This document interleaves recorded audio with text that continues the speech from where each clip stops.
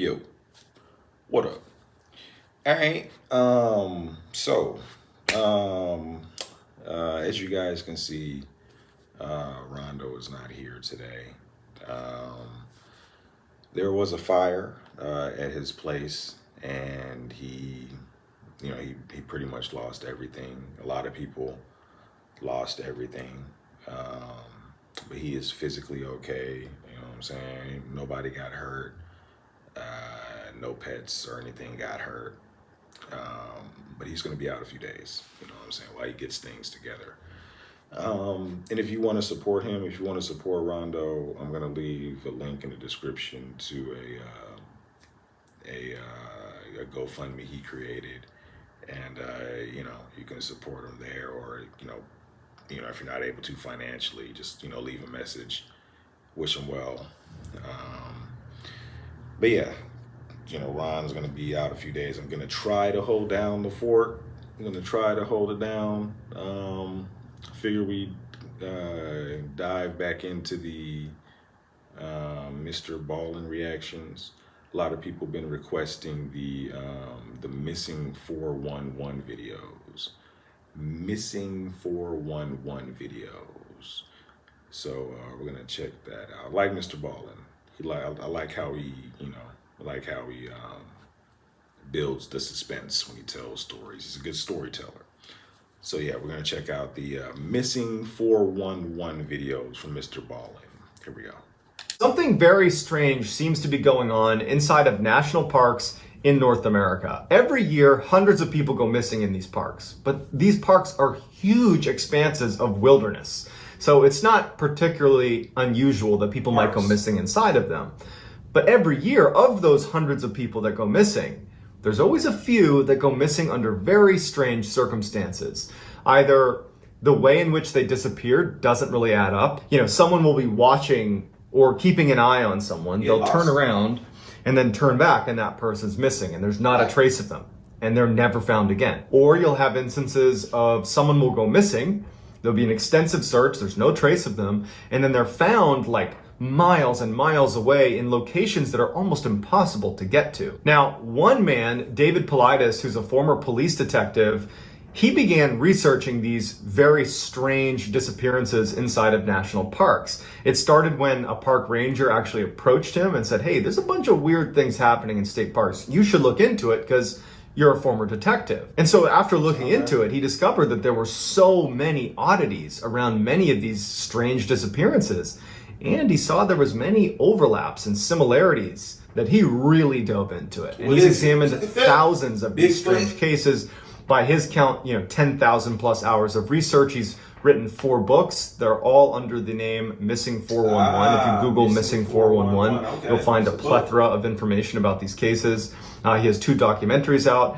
And so David, while he doesn't actually take a stance as to, what's causing these strange disappearances, anybody that follows along with the Missing 411 cases is basically led to believe that something is hunting humans in North America inside of national parks. It is fascinating, it is terrifying, and I've picked out 5 of the most bizarre cases that I've come across inside of Missing 411. Before we get into those 5 stories though, if this is the type of content that you're interested in, the strange, dark, and mysterious that I've kind of promised in this video, well, that's what my channel is all about. And I post 3 to 4 times a week.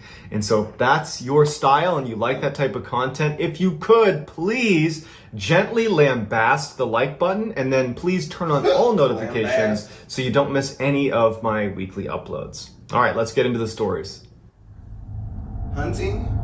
On Father's Day weekend, 1969, 6-year-old Dennis Martin, his brother, his father, and his grandfather headed up to the Smoky Mountains to go camping. This was a family tradition on Father's Day, and they were really excited about it. They get to the same campsite they always used. They set up, they have a wonderful first night, they camp out, and the next day, another camper in the area happened to walk by and saw that Dennis and his brother were playing there. And so this camper had kids as well, and he asked Dennis's father, hey, would it be okay if I brought my kids by? They're the same age as your sons, and they can just play together. Dennis's father says, sure, bring them down. And so the man goes, gets his kids, they come back, and before long, all the kids are playing hide and seek. Now, Dennis's father would say that he had an eye on Dennis the whole time. He was just at a distance, but watching his son to make sure he didn't get lost. And so at one point, all the kids are hiding from the parents. And, at some point, the parents say, okay, show yourselves. And all the kids, except for Dennis, show themselves. And Dennis's father has watched Dennis go behind a particular tree. He watched him do it. He was watching the whole time. And so when they said, come on out, and he didn't come out, he actually wasn't that concerned because he knew exactly where his son was. And then after a few moments, he yelled to his son directly and starts walking over and says, Dennis, come out, Dennis. I know you're behind the tree. Oh. And when he finally got over there, Dennis wasn't there. Dennis's father immediately starts running off into the woods, screaming for his son. And he actually ends up running almost 2 miles up the Appalachian Trail, just hollering for his son, and he can't find him.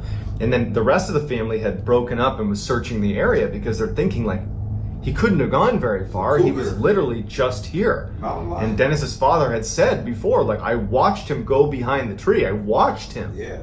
I don't know where he is, but I watched him go behind the tree. And so they're searching everywhere, and Dennis is gone. So a huge search, in fact, the biggest search in park history ensues with 1,500 searchers that included the Army Green Berets, so the special forces got involved. They are combing a 60 square mile plot. They're looking everywhere, and there is nothing. There is no trace. There's no scent. There is nothing connected to Dennis Martin anywhere. And so they go back to Dennis's father, and they're like, you have to tell us what you saw. Again, this doesn't add up. If you were looking at the tree and he was right there, how is it that he has just vanished into thin air? But no one knew. That was it. No one knows what happened. There's no closure. He's just gone, and they never knew what happened to him. Years later, when David Paulides was doing his research for Missing 411 and was researching the Dennis Martin case, he interviewed other families that had been at the campground at the same time that Dennis had gone missing. And one of those families was the Key family. And they had asked a park ranger where they could go on the campground where they might be able to see some bears. And so the park ranger obviously said, be careful, but you can go over here to this section of the campground and you might see a bear. And so they head over there and they're looking for bears. And one of their children hears a scream, or thinks he hears a scream, and kind of directs the family to look in the direction of the scream. And from their vantage point, they could see up onto the side of this mountain where there was, call it sparse trees all over the mountain, so you could kind of see in between the trees. And they saw what looked like a bear running along the mountainside, but with something slung over its shoulder. Except the interesting thing about this bear was the father was quoted as saying that it didn't really act like a bear. It was acting more like a human the way it was running. It looked, hairy and like an animal, but it was running and dodging between trees. It was holding this, what looked like a child over its shoulder. It acted almost like a human. And so you have a bear man that has been spotted by the Key family, and they bring this up to the investigators that are looking into the Dennis Martin case. And obviously the Dennis Martin investigators, they don't take this seriously. They think that they're just saying some ridiculous thing for attention or whatever it is. So it never really was entered into the case with Dennis Martin. It wasn't until the Missing 411 cases that it was ever connected. But there really was a family that claims to have seen a bear man carrying a child about an hour after Dennis Martin had gone missing in the same area where Dennis Martin had gone missing. Bear man? A bear man? In the spring of 1952, 2-year-old Keith Parkins was playing with his siblings outside of his grandfather's ranch in Ritter, Oregon. And when the kids were all called in to have lunch, Keith was nowhere to be found. And so the siblings and the family went out and did a cursory search looking for Keith. And when nothing turns up, they call in authorities and a full-fledged search is launched for Keith. There's no sign, there's nothing. And 4 miles away from the ranch, they find, several hours later, some footprints that look like they might belong to a 2-year-old. And they start tracking those footprints, and they go on for miles and miles, and then they just kind of stop. 4 miles and it wouldn't be until the next day, 12 miles away from the ranch, that they would ultimately find Keith. Surprisingly, Keith who had disappeared with not enough clothing to be out in sub-zero temperatures with snow on the ground and being 2 years old. He wasn't prepared for a night out. He was found alive, face down, 12 miles away. His jacket and his hat had been stacked neatly next to him, and he had scratch marks all over his face, but he was unhurt.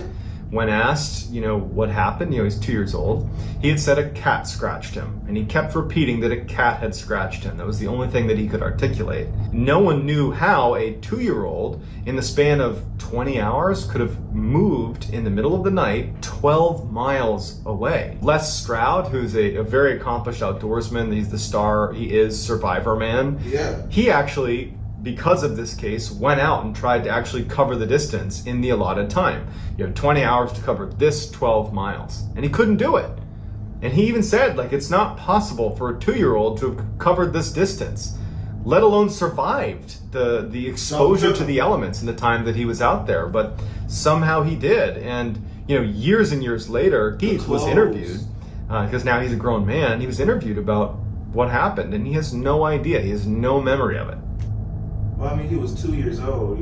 At the end of 1973, 19-year-old Charles McCullar, who was an amateur photographer, had been doing a West Coast tour of the United States, going to all the different national parks to photograph beautiful scenery.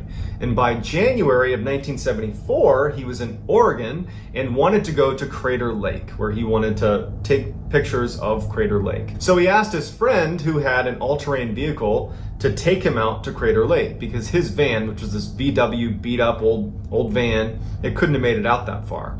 And as his friend is driving him out to Crater Lake, Charles says to him, kind of jokingly, if you don't hear from me in a couple of days, file a missing person report. Sure enough, a couple days later, when Charles doesn't show up, that friend does file a missing person report, and an extensive search is conducted at Crater Lake to find Charles. There's no sign of Charles. There's nothing. There's no anything about Charles. And his father actually flew out there and stayed for several months, just constantly searching the area. Found nothing. So nothing is found. So a year later, a couple of backpackers were hiking the area around Crater Lake, and they get lost. They take a wrong turn, and they're well off the trailhead, and they discover a backpack. In the backpack, they found a strange-looking Volkswagen key that anyone that knew Charles McCullar knew that he had this strange key. And so when they found it, it was a distinctive key. And so when they gave it to police, it turned out that it was Charles McCullar's backpack. So investigators went out and started looking in the area that this backpack was found, which was 12 miles off the trailhead. So this is well off the trailhead. And near the backpack, they find what remained of Charles McCullar. So they found his pants unbuttoned and on a log, as if he was sitting on the log and then just disappeared into the ground, but his pants were still there. Sticking out of the pants were his socks, no shoes, and in the socks were his feet bones. There was no jacket, there was no upper portion of his skeleton. 12 feet away, they find a portion of his skull, and that is the last thing they find of Charles McCullar. And ultimately, it was determined that he died of natural causes. His family was not prepared to accept that. However, when you look at some of the circumstances, we have, he's missing his jacket, he's missing his boots, he's missing his photography equipment, his head is detached from his body. Yeah. He was also 12 miles off the trailhead. And when he went missing, there had been approximately 5 to 7 feet of snow that had dumped in the area.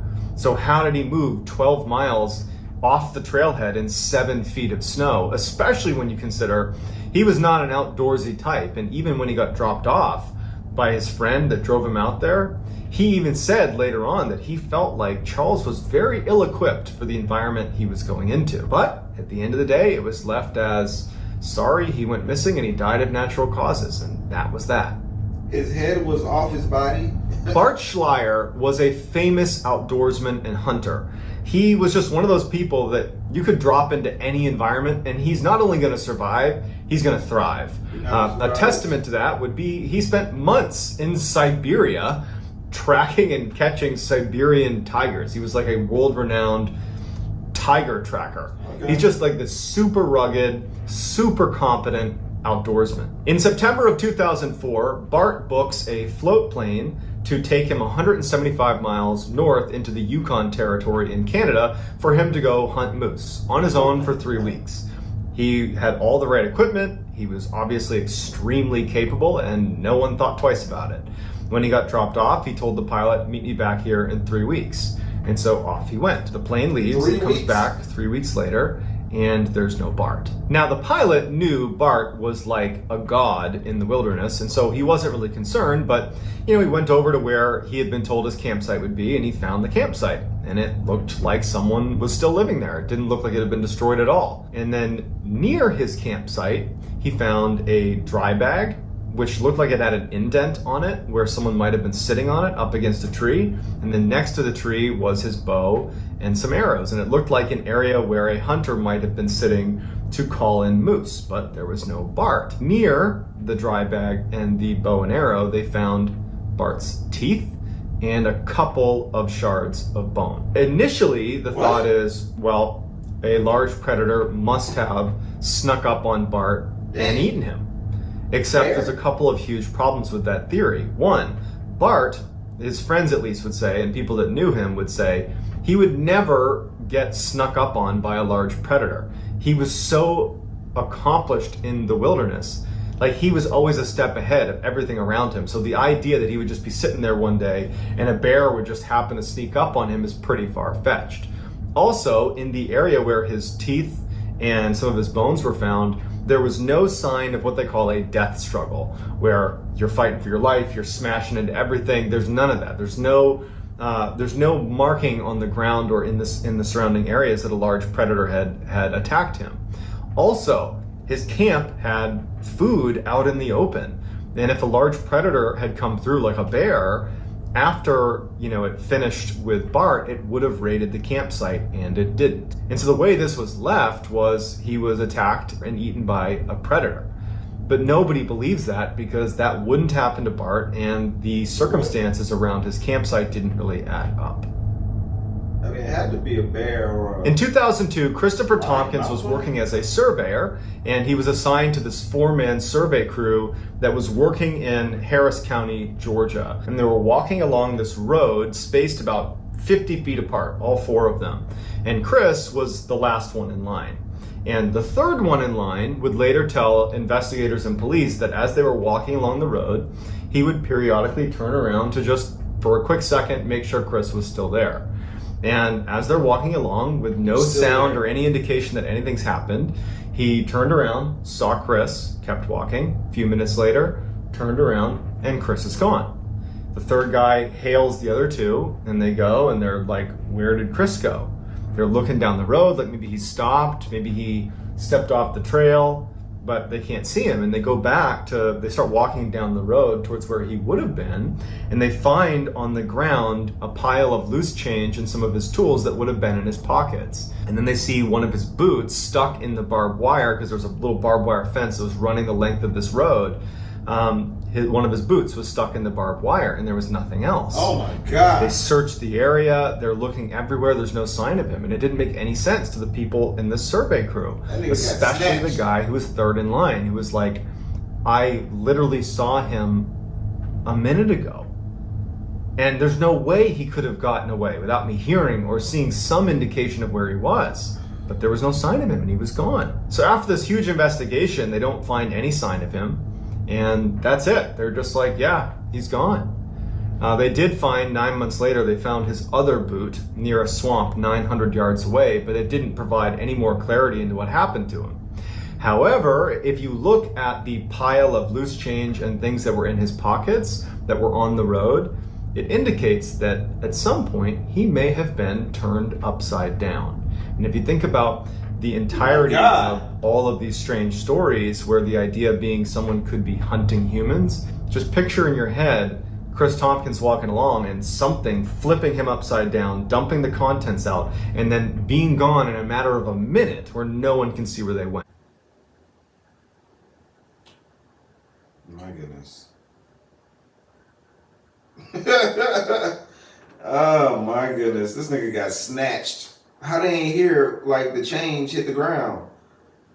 This nigga got snatched. Why don't y'all walk like together? Why y'all gotta walk staggered? Why he gotta be behind everybody? Oh my goodness. Something's hunting humans. I mean, that's not, I mean, yeah, shit. There's a, yeah.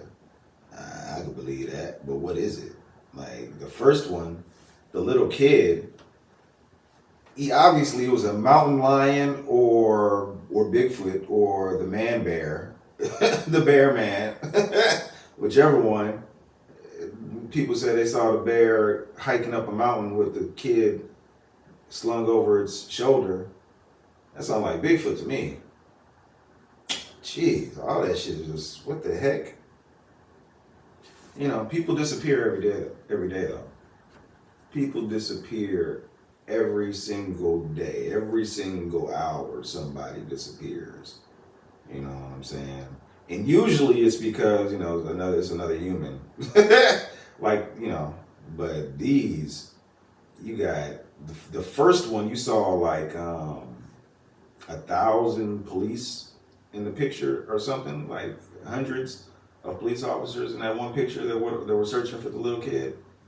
So I mean, damn, you know, no clues. Then the other little kid, the very next one disappeared, and then they found him 12 miles away, alive, with his clothes neatly stacked up. The hell is going on? The hell is going on? I don't know. Something's going on. I believe something is hunting humans, you know what I'm saying, along with bears and mountain lions and shit. There might be another predator out there we don't know about. Another predator out there deep in the woods. Don't let your kids go play hide and seek in the woods. That's not smart. You know what I'm saying? And you know, maybe you shouldn't just don't go in the woods, you know, unless you're prepared. Because just shit sound dangerous. Unless you're with a group of people. Jesus.